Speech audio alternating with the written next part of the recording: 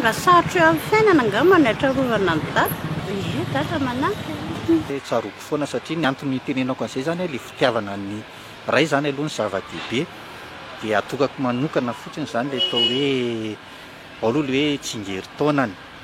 Dia misy fotoana koa ilay atao hoe tamin'ny fahazazana ianao ilay mba misy fotoana ianao hoentiny mandeha hoe mitsangatsangana mitsidika toerana. Dia rehefa fotoanany ohatrany hoe vaintsisy ohatr'izao na fankalazana fetim-pirenena na fety iny io dia eo zany ny andro ray mba hoe atsiarovana an'ilay ray. Eo akaiky lalandava izy dia misy fotoana tsaroako foana izy zany. Izy aloha tsaroana foana amin'ny andro tenana rehetra. Ny tena tsarovana anazy rehefa ilay sendra ilay zava-tsarotsarotra iny ianao dia izy manoro hevitra salan'izany dia tsaroanao hoe izay dada. Rehefa hoe misy fananarana tokony ho atao amin'ny ankizy dia ilaina kokoa ny lehilahy satria ndraindray hoentiny fo dia tsy dia mabedy ankizy. Dia eo zany tena ilaina ny raim-pianakaviana hoe manoro sy mananatra ny ankizy angambany. Rehefa misy tranga zany eo amina hoe niarahako zavatra niaraka nanao taminy ka ohatra hoe tonga eo amin'ny toroko ilay izy dia tsapako zany ilay tena hoe fiarahana niaraka tamina na dia tsy eo ara izy.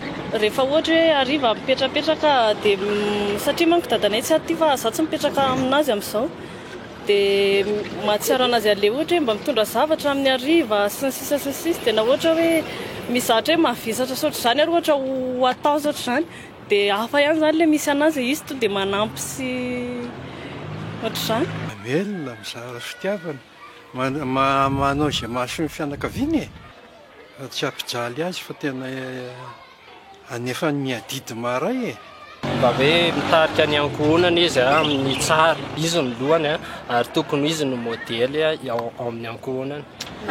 Mamelona sy mitaiza. Fitiavana izay ny tena hoe andrasana amin'ilay raim-pianalay ray zany. Misy ahin'ny ankohonany. Fitiavana angamba no andrasana dia ny fandraisany andraikitra ho famelomana ny ankohonana. Mitaiza, mananatra, mamelona.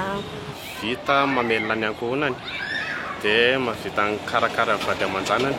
Raim-pianakaviana hoe lohan'ny fianakaviana dia tokony hoe mitady fomba rehetra zany izy mba hampandehanana an'ilay ankohonany.